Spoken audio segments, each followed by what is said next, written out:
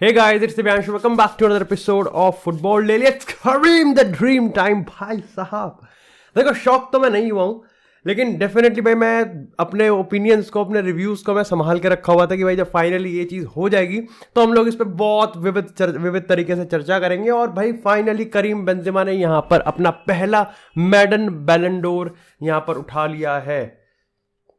वैसे तो उठाना तो लेवेंडोव्स्की को भी चाहिए था, लेकिन ठीक है, हम ये दुख की बातें अभी नहीं बोलेंगे। लगता है यार, लगता है, मतलब समझ लगता है जब वो वहाँ बैठा हुआ होता है ना बैलन डोर की सेरेमनी में, उसकी फोटोज वगैरह आती हैं तो लगता है यार कि वो कितनी गाली दे रहा होगा इनको। क्या रॉबरी नहीं है, लेकिन ठीक है, यहाँ पर गंदी गंदी बातें नहीं, सिर्फ अच्छी अच्छी बातें करेंगे। अब यहाँ पर हुआ भाई बहुत कुछ है, लेकिन डेफिनेटली बैलन डोर सेरेमनी की रिव्यू से पहले अपन लोग यहाँ पर एक खबर पढ़ लेते हैं, और वो है यहाँ पर नेमार को लेके। अब रिसेंटली यहाँ पर भाई तुमको पता है नेमार का जो ट्रांसफर हुआ था बार्सिलोना में फ्रॉम सेंटोस, उसको लेके काफ़ी ज़्यादा करप्शन चार्जेस थे और उसकी इन्वेस्टिगेशन चल रही थी। इसी के चलते यहाँ पर अभी अक्टूबर 21 और अक्टूबर 28 को यहाँ पर एक सुनवाई भी थी, लेकिन क्योंकि पीएसजी के साथ उनके जो फुटबॉल कमिटमेंट्स हैं वो सुनवाई को पहले कर दिया गया। अब ऐसे में जो प्रोसिक्यूटर्स हैं, यानी कि जो आपके चार्ज लगा रहे हैं, जो आपके अगेंस्ट है, जो नेमार के अगेंस्ट हैं, वो यहाँ पर एटलीस्ट कम से कम 9 मिलियन यूरोस का यहाँ पर फाइन लगाने को कह रहे हैं और 2 साल की सज़ा कह रहे हैं नेमार को, और ये एक काफ़ी बड़ी चीज़ है। अभी फिलहाल के जो मामला है वो थोड़ा सा मेरे को लगता है कि नेमार के पक्ष में तो नहीं है, लेकिन ठीक है, तुमको पता है कि यार ये जो होते हैं मामले सेटलमेंट से हो जाते हैं यहाँ पर। और यहाँ पर और भी 9 लोग हैं जिन पे करप्शन के चार्जेस लगाएंगे, जिसमें of course the king of scandals Bartomeu भी मौजूद है। इसके रिगार्डिंग मैं एक ऑलरेडी आई थिंक एक वीडियो बना ही दूंगा, जब वीडियो बनाऊंगा, शॉर्ट्स बनाऊंगा, तो वो आज चैनल पे आ भी जाएगी, तो उसमें हम और अच्छी तरह से जानेंगे एक्चुअली में पूरा केस ये है क्या और इसकी क्या क्या बारीकियां हैं। लेकिन इसी के साथ यार बात करते हैं अब थोड़ी सी बैलन डोर की।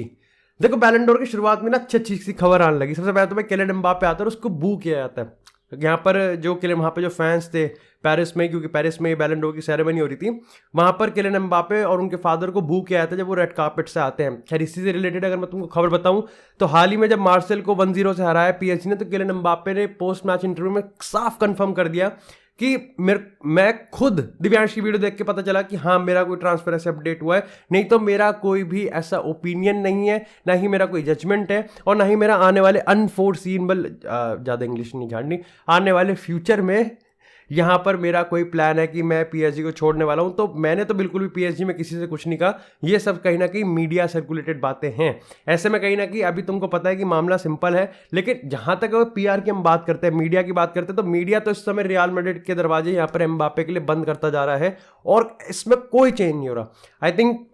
आई थिंक लास्ट मैंने 2 या 3 दिन पहले एक फुटबॉल डेली का एपिसोड डाला था, और उसके बाद से अगर अब तक की मैं सारी जो चीज़ें हैं, जो न्यूज़ हैं, उन सबको मॉनिटर करूं तो अभी तक एक भी बार भी यहाँ पर कहीं ना कहीं रियल मैड्रिड और एम्बाप्पे की सिचुएशन में यू टर्न नहीं आया है। वहीं कहीं ना कहीं चेल्सी थोड़ी पकड़ बना रही है और लिवरपूल भी थोड़ा सा मामला स्टॉल पर रखा हुआ है, थोड़ा सा संयम रखा हुआ है। खैर, पीएसजी का मामला तो है ही। अब काफ़ी लोग इस चीज़ को एक पीआर एक्टिविटी स्टंट भी बता रहे हैं कि एम्बाप्पे तो कहेगा ही, एम्बाप्पे तो छूतिया है, और काफ़ी लोग इसको एक्चुअली में सही भी बता रहे हैं कि हाँ ठीक है, एम्बाप्पे को लिटरली यहाँ पर नहीं पता है कुछ, या फिर उसने नहीं बोला है। It's all about the PR जो कि मीडिया यहाँ पर करना चाह रहा है, यहाँ पर क्लिक बेट कर रहा है।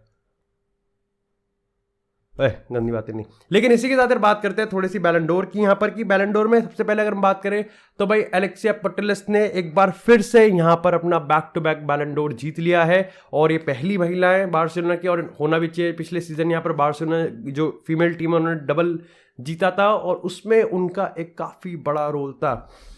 भाई ये तो गोट वाली डिबेट को ही ख़त्म कर रही है एलेक्सिया पुटेल्स, डेफिनेटली एंड कांग्रेचुलेशन भाई जो भी उनके फैंस हैं। और इसी के साथ अगर हम बात करें यहाँ पर याशीन ट्रॉफी की, तो वो ऑफ कोर्स भाई अगर कोर्तवा के अलावा किसी और को जितवा देते ना, तो भाई तुम डूब के मर जाओ, क्योंकि फिर वो मैं कहता ना कि चीटिंग के लिए भी अकल की ज़रूरत होती है। लेकिन यहाँ पर ऐसा कुछ नहीं हुआ थैंकफुली, और कोर्तवा को यहाँ पर उनकी ट्रॉफी मिल गई है। आसपास मेरे को लगता है ज़्यादा कोई था भी नहीं जिस तरीके से कोर्तवा ने पिछले सीजन परफॉर्म किया। इसी साथ बात करते हैं अगर हम यहाँ पर सुकृत ट्रॉफी की, तो वो यहाँ पर मिलता है सादियो माने के, और सादियो माने के लिए पर्टिकुलरली ये वाला बैलन डोर काफ़ी ज़्यादा सही था।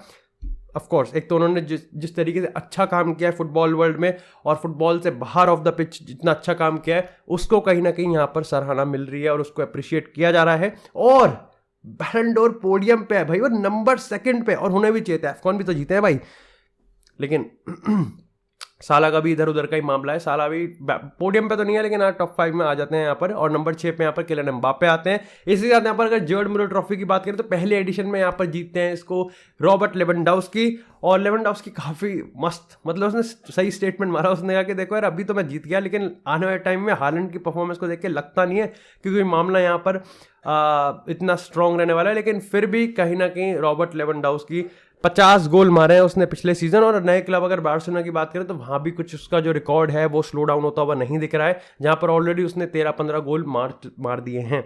अब बात करते हैं द मेन इवेंट की।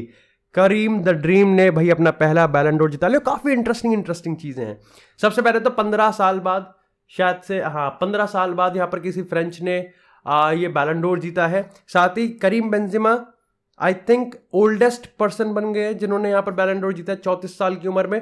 तो ये एक बहुत ही मतलब काफ़ी बढ़िया चीज़ है कि yes age is just a number. और मैं ये भी चीज़ देख रहा था कि एक्चुअली में करीम बेंजेमा आज तक कभी बैलन डोर पोडियम पे भी नहीं आया है, नहीं टॉप 3 नहीं टॉप 2 नहीं, और जीते भी नहीं है इससे पहले। तो डेफिनेटली जो क्लोजेस्ट रैंकिंग कभी करीम बेंजेमा ने उठाई थी वो नंबर 4 की थी, और यहाँ पर करीम बेंजेमा ने आते ही बैलन डोर जीता है। और ये भाई उसकी खुद की, मैं कह रहा हूँ कि उसकी खुद की मेहनत थी। But like as a Real Madrid fan मेरे को बहुत अच्छा लग रहा है क्योंकि रोनाल्डो, उसके बाद लूका मॉड्रिच, और फिर यहाँ पर उसको एक बार लियोनेल मेसी थे बार्सिलोना से, उसके बाद यहाँ पर एक बार छुट्टी दे दी थी जिस दिन लेवेंडोव्स्की को जीतना था, उसके बाद फिर से लियोनेल मेसी जीत गए थे पीएसजी से, और एक बार फिर से यहाँ पर अब रियल मैड्रिड है। तो definitely it's very appealing to eye, काफ़ी अच्छा लगता है जब अपने अपने प्लेयर्स जीतते हैं। और इसी के साथ यहाँ पर बार्सिलोना और रियल मैड्रिड शायद से मेंस के कैटेगरी की हम बात करें तो 12-12 के यहाँ पर अंक पर आ चुके हैं, क्योंकि मेसी का जो 7वां बैलन डोर है वो पीएसजी के उसमें काउंट होगा, ना कि बार्सिलोना में। इसी के साथ यहाँ पर करीम बेंजेमा दूसरे ऐसे प्लेयर बने हैं जिन्होंने मेसी और रोनाल्डो की डुओपोली को तोड़ा है। पहला लूका मॉड्रिच। तो again as a Real Madrid fan अच्छा सा लग रहा है ना। लेकिन यार जिस तरीके से परफॉर्मेंस करीम बेंजेमा की आई है, लेट्स एक्चुअली अप्रिशिएट इट। क्योंकि तुम ये देखो यार, पिछले सीजन रियल मैड्रिड काफ़ी ज़्यादा, मतलब रियल मैड्रिड एक ऐसे जा रही थी, लेकिन उसके लिए भी कहीं ना कहीं जिस तरीके से करीम बेंजेमा ने परफॉर्म किया था, चाहे हम पीएसजी के अगेंस्ट हैट्रिक की बात करें, चाहे हम चेल्सी के अगेंस्ट हैट्रिक की बात करें, उसने चैंपियंस लीग नॉकआउट स्टेजेस में उसने 10 गोल मारे हैं। ये अपने आप में कितना ज़्यादा एस्टॉनिशिंग फैक्ट है यार कि, और इट वाज नॉट लाइक कि रियल मैड्रिड का कोई इजी मिला है। भाई रियल मैड्रिड का तुम champions league run of fixture देखोगे, सबसे पहले यहाँ पर पीएसजी थी, फिर चेल्सी थी, और चेल्सी भी कोई ऐसी वैसी नहीं, दे वर टाइटल होल्डर्स। तो पीएसजी, चेल्सी, मैनचेस्टर सिटी से मेरे को याद आया, बहन की आँख इनकी बेसन का पकौड़ा। भाई मेरे को एक बात बताओ, स्पेनिश कप जीते अपन यूएफए सुपर कप जीते, अपन चैंपियंस लीग जीते, अपन ला लीगा जीते, हमने थोड़ी चीटिंग भी करी, और इसके बाद भी भाई हम तीसरा है best club of the year में। कैसे यार भाई, एक मिनट ठीक है, नहीं लिवरपूल ने क्या जीत दिया, क्या भाई, एक मिनट, चैंपियंस लीग और ला लीगा, भाई चैंपियंस लीग है, लिवरपूल का एफकॉन और कोई यूरोपियन चैंपियनशिप भी जीत के, ये क्या भाई कौन सी ट्रॉफी खेल रहे हैं जिसमें रियल मैड्रिड को नहीं बुलाया जा रहा, मेरे को समझ में नहीं आ रहा। भाई रियल मैड्रिड को और क्या करना पड़ेगा। नहीं भाई मैं नंबर 2 पे तो और भी ज्यादा खिसिया था, नंबर 3 पे तो मेरा फ्यूज उड़ गया एकदम से, मैं ये क्या हो रहा है।